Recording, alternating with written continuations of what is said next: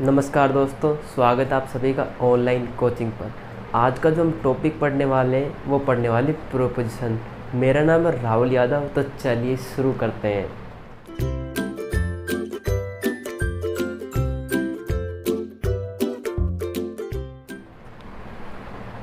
दोस्तों, जैसा कि आप टाइटल में देख के आए, प्रीपोजिशन बहुत ही आसान टॉपिक है, लेकिन हम उसे अपनी खुद की गलतियों से काफ़ी मुश्किल बना देते हैं। जैसा कि आप देख सकते हैं, मैंने यहाँ पर हेडिंग डाली है प्रीपोजिशन। अब सबसे पहले प्रीपोजिशन का मतलब समझते हैं। प्रीपोजिशन दो वर्ड से मिलके बना है, प्री प्लस में पोजीशन। प्री का मतलब होता है पहले, प्री का मतलब होता है पहले, और पोजीशन का मतलब होता है जगह, या फिर हम कहें किसी भी चीज़ को कनेक्ट करने वाला, किसी भी दो चीज़ों को कनेक्ट करने वाला प्रीपोजिशन। मतलब अगर मेरे को दो चीज़ों को जोड़ना है तो किसी एक चीज़ से पहले और किसी एक चीज़ के बाद कोई चीज़ आएगी तो उसे बोलेंगे प्रीपोजिशन। तो हमने प्रीपोजिशन का मीनिंग क्या निकाला?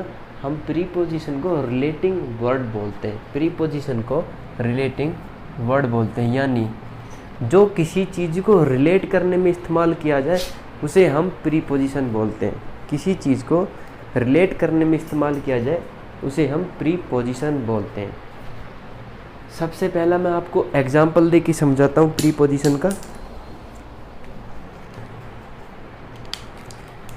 मैंने आपके सामने एग्जाम्पल लिखा है, राहुल वेंट रानी। राहुल वेंट रानी। इस सेंटेंस में वेंट क्या है? इस सेंटेंस में वेंट वर्ब है, वर्ब। ओके, वर्ब क्या होती है वो चीज़ मैं आपको सबसे पहले बताता हूँ। हमारा जो सेंटेंस है उसमें जो मेन क्रिया है, मेन एक्शन है, मतलब जो एक्टिविटी उस सेंटेंस में हो रही है और उस एक्टिविटी को जो वर्ड रिप्रेजेंट करता है, उस एक्शन को जो वर्ड रिप्रेजेंट करता है उसे हम वर्ब बोलते हैं।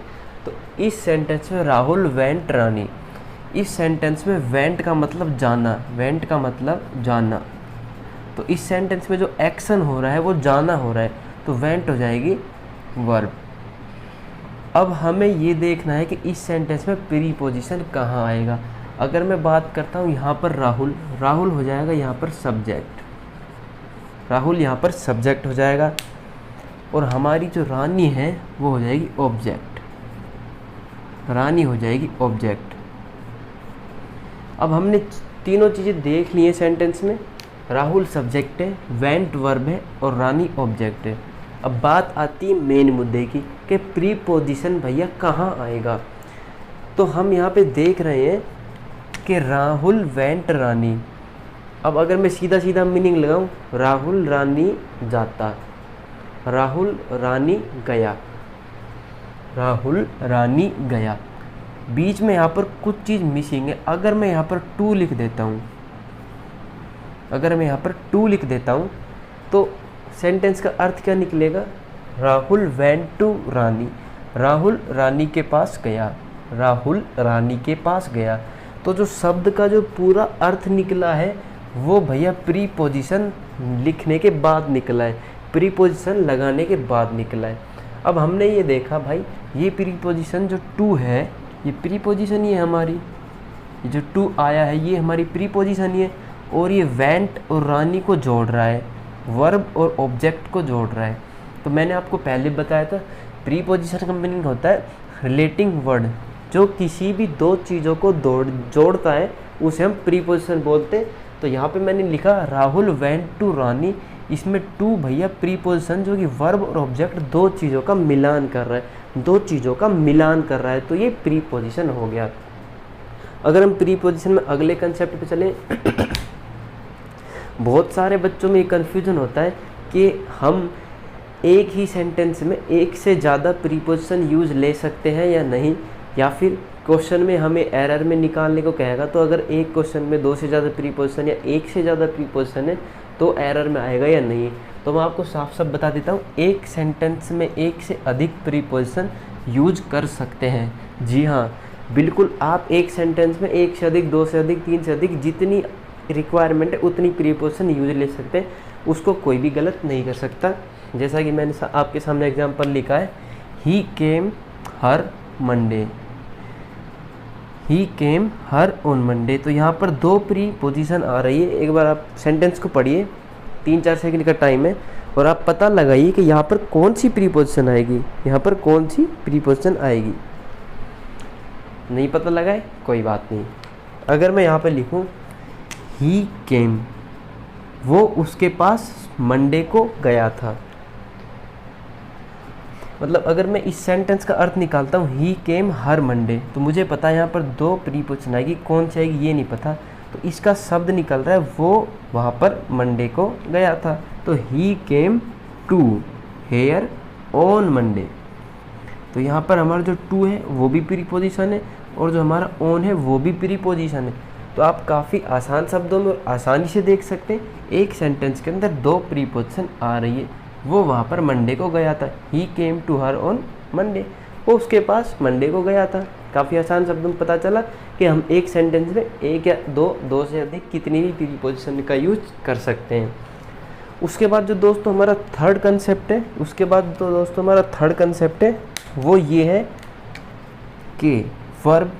ये तो आपको पता ही है वर्ब होती क्या है। मैंने आपको बताया जो सेंटेंस के अंदर एक्शन को रिप्रेजेंट करे, जो वर्ड सेंटेंस के अंदर एक्शन को रिप्रेजेंट करे, उसे हम भैया वर्ब बोलते हैं, उसे हम बोलते हैं वर्ब। अब आपको ये पता है सेंटेंस में 3 चीज़ें मेन होती हैं, सब्जेक्ट, ऑब्जेक्ट और वर्ब। सब्जेक्ट, ऑब्जेक्ट और वर्ब। अब हमें पता होना चाहिए सब्जेक्ट कौन सा है, वर्ब कौन सी है और ऑब्जेक्ट कौन सा है। तो अब हमें ये तो पता चल गया कि वर्ब कौन सी है, ठीक है भैया, वर्ब आ गई। अब हम ये कैसे पता लगाएंगे सब्जेक्ट कौन सी है।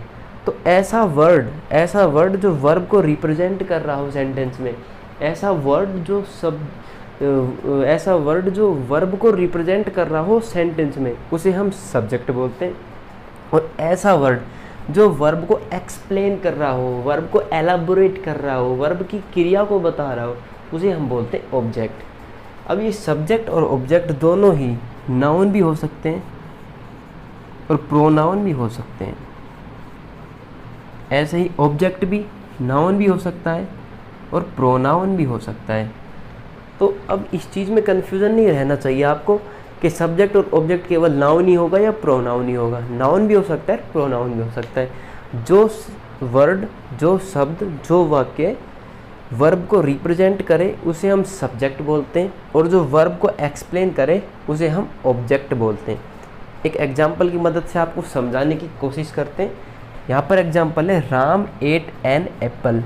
राम ने सेव खाया, राम ने सेव खाया। तो यहाँ पर जो वर्ब है वो एट है। ये जो एट है आपके सामने ये वर्ब है, वर्ब एट वर्ब है। ओके, अब इस एट को रिप्रेजेंट कौन कर रहा है, राम ने सेव खाया। तो वर्ब को रिप्रेजेंट कौन कर रहा है, राम। तो राम हो जाएगी हमारी सब्जेक्ट, राम हमारी सब्जेक्ट हो जाएगी। और राम ने खाया, क्या खाया राम ने सेव खाया। तो राम का जो सेव खाना है एन एप्पल, ये हमारा हो जाएगा ऑब्जेक्ट, ये हमारा ऑब्जेक्ट हो जाएगा। तो जो एन एप्पल है वो एक्सप्लेन कर रहा है वर्ब को। राम ने खाया, राम ने क्या खाया, सेव खाया, राम ने सेव खाया। तो जो एन एप्पल है वो ऑब्जेक्ट हो जाएगा क्योंकि वो वर्ब को एक्सप्लेन कर रहा है।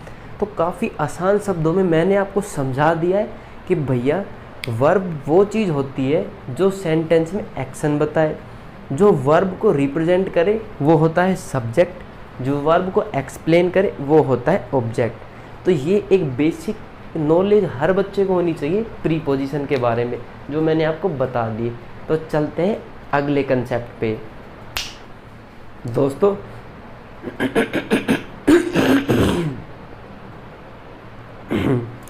दोस्तों सारे एग्जाम्पल मैं लिख चुका हूँ वाइट बोर्ड पे।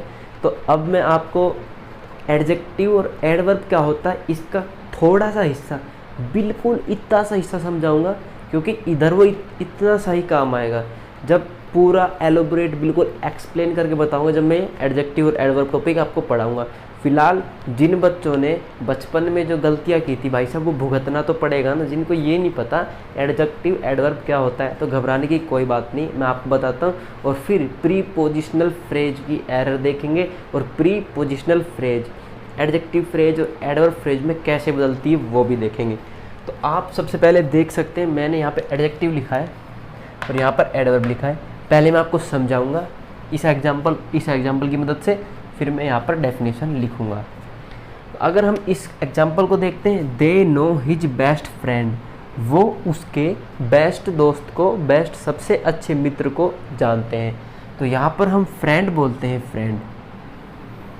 फ्रेंड क्या है यहाँ पर, सब्जेक्ट है, सॉरी ऑब्जेक्ट, फ्रेंड है यहाँ पर ऑब्जेक्ट। नो हो जाएगी वर्ब, और वर्ब को जो रिप्रेजेंट कर रहा है वो है दे, तो दे हो जाएगा सब्जेक्ट।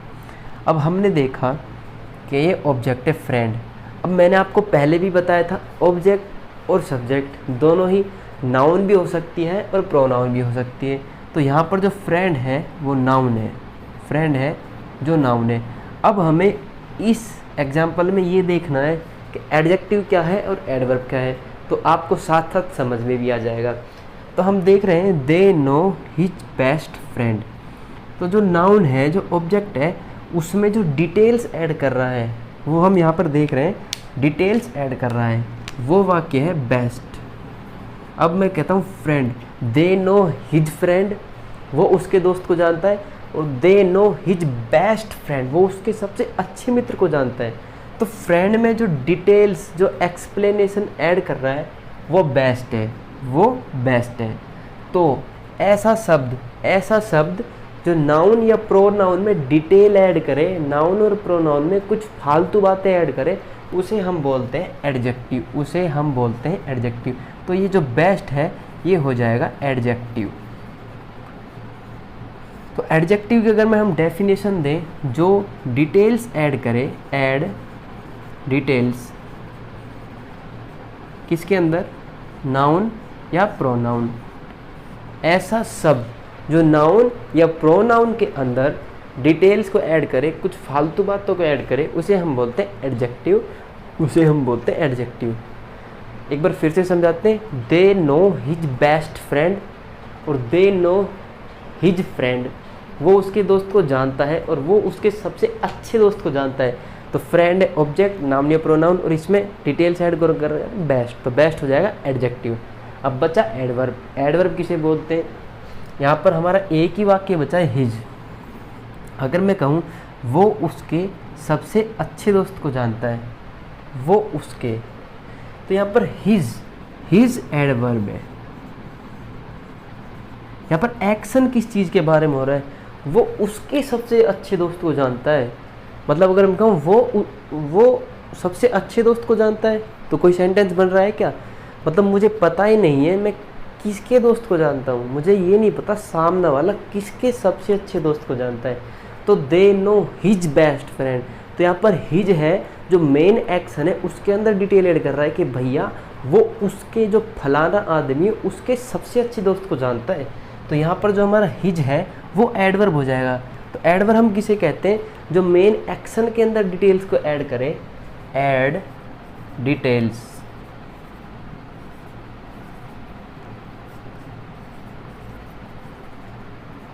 किसके अंदर, एक्शन के अंदर।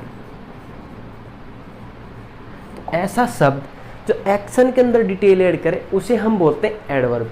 जैसा कि हमने यहाँ पर देखा, they know his best friend, वो उसके सबसे अच्छे मित्र को जानता है, वो उसके सबसे अच्छे मित्र को जानता है। और अगर मैं किसी को भी बोल दूँ वो सबसे अच्छे मित्र को जानता है, वो सबसे अच्छे मित्र को जानता है, मुझसे बोल रहा है वो सबसे अच्छे मित्र को जानता है। अब हमें ये तो पता ही नहीं वो किसके सबसे अच्छे मित्र को जानता है, तो वहाँ पर उस चीज़ को पूरा कर रहा है his. They know his best friend, वो उसके सबसे अच्छे दोस्त को जानता है। तो यहाँ पे हिज का मतलब है उसके। तो एक्शन के अंदर जो मेन एक्शन है सबसे अच्छे दोस्त को जानना, उसके अंदर जो डिटेल्स ऐड कर रहा है वो हिज कर रहा है। तो हिज यहाँ पर हो जाएगा एडवर्ब, हिज यहाँ पर हो जाएगा एडवर्ब। तो उम्मीद है आपको एडजेक्टिव और एडवर्ब दोनों ही काफ़ी आसान शब्दों में समझ में आ चुके होंगे। एडजेक्टिव जो नाउन या प्रोनाउन के अंदर डिटेल्स को ऐड करे वो होता है एडजेक्टिव, और जो मेन एक्शन के अंदर डिटेल्स को ऐड करे वो होता है एडवर्ब। अब आपको एडजेक्टिव और एडवर्ब पता चल चुका है किसे बोलते हैं। अभी थोड़ी देर पहले मैंने आपको प्रीपोजिशनल फ्रेज बताया था।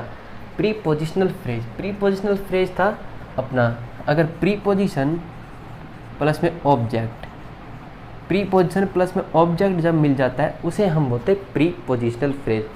अब प्रीपोजिशनल फ्रेज एडजेक्टिव फ्रेज में भी कन्वर्ट हो सकता है और एडवर्ब फ्रेज में भी कन्वर्ट हो सकता है।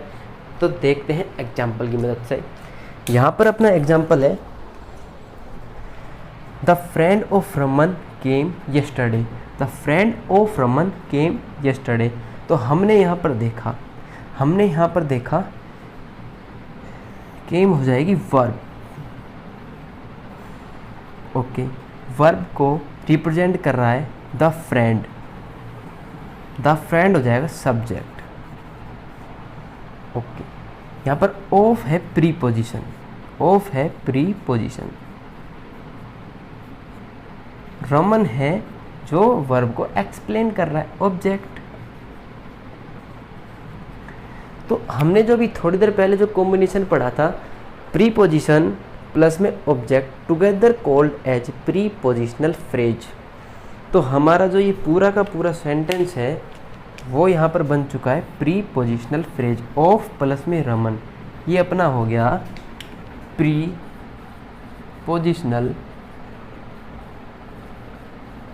फ्रेज। ओके, अब आपके सामने एक वर्ड और फ्रेंड। अब हमने देखा the friend of Raman came yesterday. Raman का फ्रेंड कल आया था। रमन का फ्रेंड, रमन का दोस्त कल आया था। अगर मैं कहता हूँ ऑफ रमन, तो यहाँ पर जो फ्रेंड है वो ऑफ रमन में डिटेल्स ऐड कर रहा है, रमन का दोस्त। अगर मैं कहूँ रमन का कल आया था, कोई वाक्य बनेगा? नहीं, रमन का कल आया था। तो भैया कौन आया था? रमन का दोस्त कल आया था। तो यहाँ पर जो दोस्त है, यहाँ पर जो फ्रेंड है, वो ऑफ रमन में डिटेल्स ऐड कर रहा है, यानी प्रीपोजिशनल फ्रेज में डिटेल्स ऐड कर रहा है। तो ये ऐड डिटेल्स। तो फ्रेंड प्रीपोजिशनल फ्रेज में डिटेल्स ऐड कर रहा है। अब हमारा जो ऑब्जेक्ट होता है वो या तो नाउन होता है या प्रोनाउन होता है, और जब नाउन और प्रोनाउन में डिटेल्स ऐड होती है तो उसे हम बोलते हैं एडजेक्टिव। तो इसी तरीके से जो प्रीपोजिशनल फ्रेज है ये कन्वर्ट हो जाएगा एडजेक्टिव फ्रेज में, एडजेक्टिव फ्रेज। जो प्रीपोजिशनल फ्रेज है वो एडजेक्टिव फ्रेज में कन्वर्ट हो जाएगा। ये बहुत इंपॉर्टेंट कॉन्सेप्ट है। यहाँ पर प्रीपोजिशनल फ्रेज है ऑफ प्लस में रमन, प्रीपोजिशन प्लस में ऑब्जेक्ट, और ऑफ रमन में फ्रेंड डिटेल्स को ऐड कर रहा है। तो ये प्रीपोजिशनल फ्रेज एडजेक्टिव फ्रेज में कन्वर्ट हो चुकी है। अब क्यों हुई है?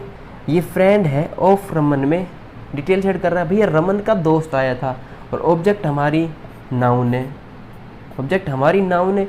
तो जो नाउन या प्रोनाउन में डिटेल्स ऐड करे वो एडजेक्टिव होता है। तो ये प्रीपोजिशनल फ्रेज एडजेक्टिव फ्रेज में कन्वर्ट हो चुकी है। तो मैंने आपको साफ सीधे शब्दों में बता दिया प्रीपोजिशनल फ्रेज कब एडजेक्टिव फ्रेज होगी। तो यहाँ पर हमसे कोई पूछे ऑफ प्लस में रमन क्या प्रीपोजिशनल फ्रेज है? नहीं, एडजेक्टिव फ्रेज है, एडजेक्टिव फ्रेज है। अब मैं आपको बताता हूँ एडवर्ब फ्रेज क्या होती है। यहाँ पर आप एग्जाम्पल देख रहे हैं, रोहन केम येस्टरडे। रोहन कल आया था, रोहन कल आया था। तो यहाँ पर जो केम है, यहाँ पर जो केम है वो वर्ब है, केम है वर्ब। और यस्टरडे क्या है? यहाँ पर यस्टरडे क्या है? अब भैया आप ये मत कह देना वर्ब को एक्सप्लेन कर रहा है यस्टरडे। रोहन कल आया था, कब आया था? कल आया था। वर्ब को एक्सप्लेन कर रहा है इसलिए ऑब्जेक्ट हो जाएगा। बिल्कुल नहीं, ये ऑब्जेक्ट नहीं होगा। अब आप देखो, मैंने अभी आपको बताया था जो एक्शन में डिटेल्स को ऐड करे, एक्शन में डिटेल्स को ऐड करे वो एडवर्ब होता है। तो यहाँ पर एक्शन क्या है? रोहन कल आया था। तो रोहन आया था कब? कल। एक्शन क्या है यहाँ पर? आना। एक्शन है यहाँ पर रोहन का आना। तो रोहन कल आया था। रोहन कब आया था? कल आया था। रोहन कब आया था? कल आया था। तो यहाँ पर जो येस्टरडे है उसका मतलब है कल, केम है आया। तो रोहन कल आया था। तो एक्शन के अंदर डिटेल्स ऐड कर रहा है कौन? येस्टरडे। तो येस्टरडे हो जाएगा हमारा एडवर्ब। तो इस तरह के सेंटेंस हमेशा ध्यान रखना बच्चों, ये येस्टरडे ऑब्जेक्ट नहीं होगा, ये एडवर्ब होगा। अब मैं आपको बताता हूँ एडवर्ब फ्रेज क्या होती है। ये आप एग्जांपल देख रहे हैं, Rohan came on Monday, Rohan came on Monday, Rohan सोमवार को आया था। तो यहाँ पर जो ऑन है वो प्रीपोजिशन है, जो मंडे है वो ऑब्जेक्ट है। तो प्रीपोजिशन प्लस में object together called as prepositional phrase. अब हमने यहाँ पर देखा केम, कि भैया यहाँ पर तो केम का मसला है, ये तो अपनी प्रीपोजिशनल फ्रेज हो गई। अब हमने यहाँ पे पढ़ा केम, रोहन आया था मंडे को, तो रोहन मंडे को आया। तो जो प्रीपोजिशनल फ्रेज है उसके अंदर केम डिटेल्स ऐड कर रहा है, ऐड डिटेल्स।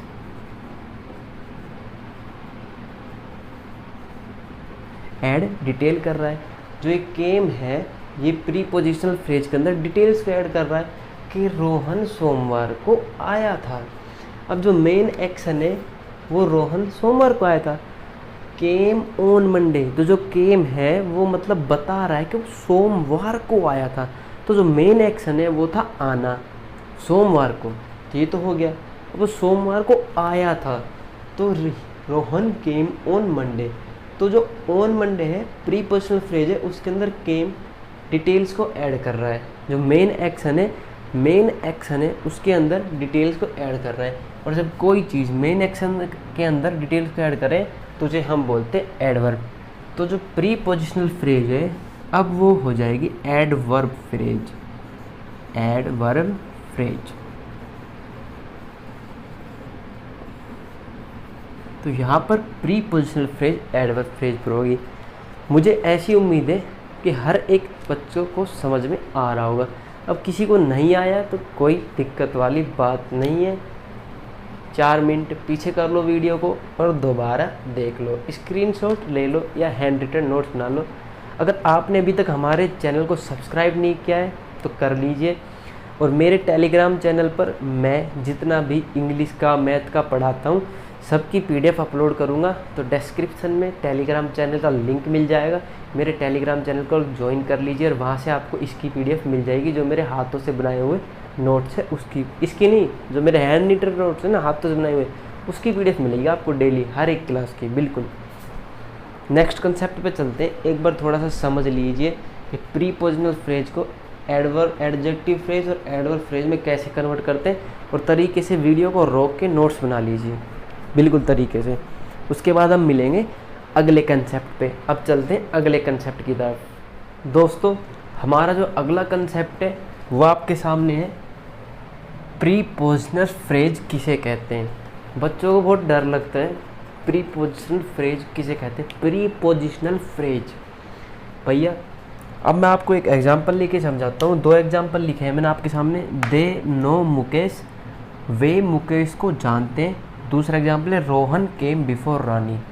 तो यहाँ पर सारा खेल है जो ऑब्जेक्ट का है, समझते हैं।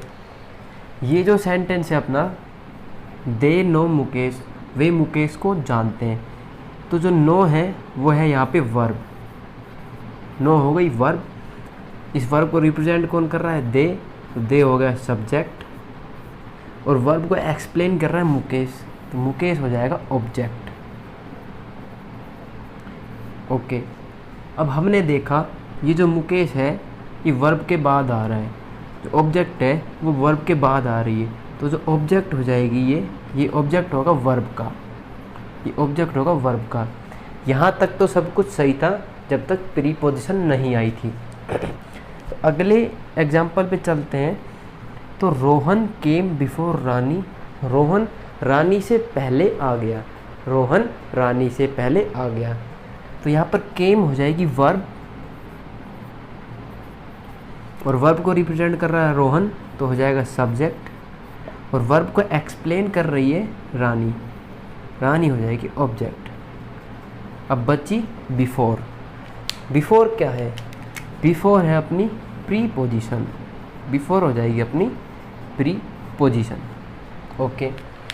तो अब जो ये ऑब्जेक्ट है ये वर्ब का है क्या, यहाँ पर हमने देखा था दे नो मुकेश, तो जो ऑब्जेक्ट है वो वर्ब के बाद आ रहा था, तो जो ऑब्जेक्ट था वो वर्ब का था। लेकिन फ़िलहाल रोहन केम बिफोर रानी, तो जो ऑब्जेक्ट है वो वर्ब के बाद नहीं आ रहा है, इन दोनों के बीच में प्रीपोजिशन आ चुका है। तो जो ऑब्जेक्ट है, तो ये जो ऑब्जेक्ट है ये अब प्रीपोजिशन का ऑब्जेक्ट हो जाएगा। ये जो ऑब्जेक्ट है ये प्रीपोजिशन का ऑब्जेक्ट हो जाएगा। और जब प्रीपोजिशन प्लस में ऑब्जेक्ट, प्रीपोजिशन प्लस में ऑब्जेक्ट के कॉम्बिनेशन को हम बोलते हैं प्रीपोजिशनल फ्रेज। आप एग्जांपल में देख सकते हैं, रोहन केम बिफोर रानी। तो जब ऑब्जेक्ट से पहले प्रीपोजिशन आ जाती है, ऑब्जेक्ट से पहले प्रीपोजिशन आ जाती है, तो प्रीपोजिशन और ऑब्जेक्ट के कॉम्बिनेशन को हम बोलते हैं प्रीपोजिशनल फ्रेज। और अगर ऑब्जेक्ट और वर्ब के बीच में कोई भी प्रीपोजिशन नहीं है, तो जो ऑब्जेक्ट होता है वो वर्ब का होता है। और अगर ऑब्जेक्ट से पहले प्रीपोजिशन आती है, तो जो ऑब्जेक्ट होता है वो प्रीपोजिशन का ऑब्जेक्ट होता है। और प्रीपोजिशन और ऑब्जेक्ट के कॉम्बिनेशन को बोलते हैं हम प्रीपोजिशनल फ्रेज। तो प्रीपोजिशन प्लस में object together called as prepositional phrase. अब इस प्रीपोजिशनल फ्रेज का क्या यूज है वो मैं आपको अभी बताता हूँ।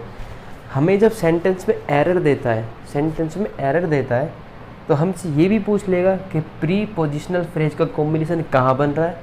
तो हम देख लेंगे ऑब्जेक्ट से पहले प्रीपोजिशन है, तो दोनों का कॉम्बिनेशन प्रीपोजिशनल फ्रेज हो जाता है।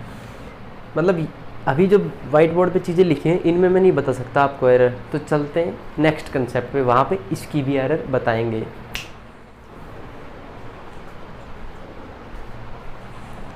तो बच्चों, हमने काफ़ी कम शब्दों में समझा प्रीपोजिशनल फ्रेज को एडजेक्टिव फ्रेज या एडवर्ब फ्रेज में कैसे कन्वर्ट करते हैं। अब जो प्रीपोजिशन का जो बेसिक कंसेप्ट है, उसमें जो लास्ट कंसेप्ट है वो मैं समझाता हूँ कि प्रीपोजिशन का मतलब। फ़िलहाल अब तक मैं आपको यही समझा रहा हूँ कि प्रीपोजिशन होता क्या है और उसका लास्ट कंसेप्ट है ये। तो आप ये एग्जांपल देखिए, I want to live in a rented house. मैं एक किराए के मकान में रहना चाहता हूँ। तो उसमें यहाँ पर वांट है वर्ब, वांट हो जाएगी verb. To live in a rented house, अब जो इन है हमारी ये है प्रीपोजिशन। और a rented house, a rented house क्या है? सोचो सोचो, पता चला? ए रेंटेड हाउस है हमारा ऑब्जेक्ट। अब मैं आपको पहले ही बता देता हूँ, ये जो सेंटेंस है बिल्कुल करेक्ट है, इसमें कोई भी एरर नहीं है। तो मैं एक किराए के मकान में रहना चाहता हूँ, तो हमने देखा वर्ब प्रीपोजिशन प्लस में ऑब्जेक्ट। तो एक हमारा अरेंजमेंट ये भी होता है जिसके अंदर हमारी वर्ब सबसे पहले आती है, उसके बाद हमारा आता है प्रीपोजिशन, तो उसके बाद हमारा आता है ऑब्जेक्ट। तो ये आप लिख लीजिए नोटबुक में, वर्ब प्लस प्रीपोजिशन प्लस में ऑब्जेक्ट। इस तरह का अगर अरेंजमेंट है तो सेंटेंस बिल्कुल सही है। I want to live in a rented house, मैं किराए के मकान में रहना चाहता हूँ, इसमें कोई भी एरर नहीं है। ऑब्जेक्ट से पहले प्रीपोजिशन बिल्कुल आ सकती है, यानी वर्ब और ऑब्जेक्ट के बीच में प्रीपोजिशन का हम इस्तेमाल कर सकते हैं। तो ये तो था बिल्कुल बेसिक सा। अब थोड़ा सा इसको घुमाते हैं। अगर मैं कहूँ इस ऑब्जेक्ट को मैं ले आता हूँ यहाँ पर, इस ऑब्जेक्ट को मैं ले आता हूँ यहाँ पर, वर्ब को मैं ले आता हूँ यहाँ पर, और प्रीपोजिशन को ले आता हूँ मैं सबसे आखिरी में। तो आप कहोगे सर क्या आपका दिमाग खराब है, क्या कर रहे हो आप ये? तो बच्चों बिल्कुल सही चीज़ बताई है मैंने। हम वर्ब का यूज प्रीपोजिशन से पहले भी कर सकते हैं, वर्ब का यूज प्रीपोजिशन से पहले भी कर सकते हैं। मतलब हम प्रीपोजिशन का यूज मतलब सेंटेंस के एंड में भी कर सकते हैं, जहाँ पे सेंटेंस की एंडिंग हो रही है वहाँ पर भी। एग्जाम्पल देखिए, I want a rented house to live in, मुझे एक किराए का मकान चाहिए रहने के लिए। और ये सेंटेंस कह रहा था I want to live in rented house, मैं किराए के मकान में रहना चाहता हूँ। ये सेंटेंस कह रहा है मुझे एक किराए का मकान चाहिए रहने के लिए। कहने का मतलब दोनों का एक ही, लेकिन थोड़ा घुमा कर। अब यहाँ पर हम देखें वांट है हमारी वर्ब, ए रेंटेड हाउस है हमारा ऑब्जेक्ट। अब हमारी जो प्रीपोजिशन है वो है इन। अब जो हमारी प्रीपोजिशन है वो सेंटेंस के बिल्कुल आखिर में आ रही है। अब आपको पढ़ाया होगा कि ऑब्जेक्ट के बाद हम प्रीपोजिशन का यूज नहीं कर सकते। क्यों नहीं कर सकते? देखो भैया हो रहा है, और बिल्कुल करेक्ट सेंटेंस है, कोई भी एरर नहीं है, बिल्कुल करेक्ट सेंटेंस है। I want a rented house to live in. तो हमारा ये अरेंजमेंट भी बिल्कुल सही है, जिसमें हमारा जो प्रीपोजिशन है वो ऑब्जेक्ट और वर्ब के बाद आ रहा है। ऑब्जेक्ट और वर्ब के बाद आ रहा है हमारा प्रीपोजिशन। तो दो तरीके के अरेंजमेंट मिल सकते हैं, या तो ऐसा मिलेगा जिसमें ऑब्जेक्ट और वर्ब के बीच में प्रीपोजिशन है, जो कि सबको पता होता है, इसमें एरर भाई एग्जामिनर बनाएगा ही नहीं, बनाएगा तो इसमें वो आपको सेंटेंस देगा यहाँ तक। सेंटेंस आपको मैं बताता हूँ एग्जामिनर कैसे देगा, यहाँ तक। वो इनको नहीं लिखेगा, वो लिखेगा I want a rented house to live. अब आपसे एरर पूछेगा कि इसमें बताओ एरर। इसमें एरर क्या है?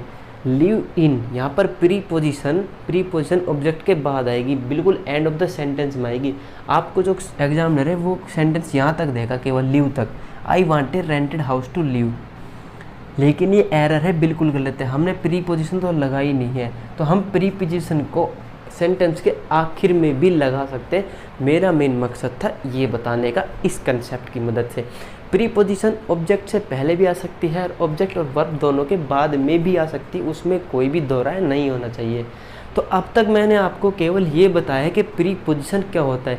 प्रीपोजिशन एक ऐसा शब्द होता है जो नाउन और प्रोनाउन को सेंटेंस में किसी भी अन्य शब्द से रिलेट करता है। मेरी डेफिनेशन ध्यान से सुनो। प्रीपोजिशन एक ऐसा वर्ड है, ऐसा शब्द है जो नाउन और प्रोनाउन को सेंटेंस में प्रेजेंट दूसरे शब्दों के साथ रिलेट करता है, उसे हम बोलते हैं प्रीपोजिशन। और बाकी जो भी हमने इससे पहले कंसेप्ट पढ़े वो ये सभी चीज़ें बताती है प्रीपोजिशन होता क्या है। ये मेरा पार्ट 1 है प्रोनाउन का, सॉरी प्रीपोजिशन का, जिसमें मैंने आपको केवल ये बताया प्रीपोजिशन होती क्या है। इससे अगले आने वाले हिस्से में मैं सारी प्रीपोजिशन और उनके यूज़ आपको बताऊंगा। तो अगर अभी तक आपने हमारे चैनल को सब्सक्राइब नहीं किया है तो कर लीजिए दोस्तों, और कोरोना काल में घर पर रहें, सुखी रहें, सुरक्षित रहें। जय हिंद दोस्तों, धन्यवाद।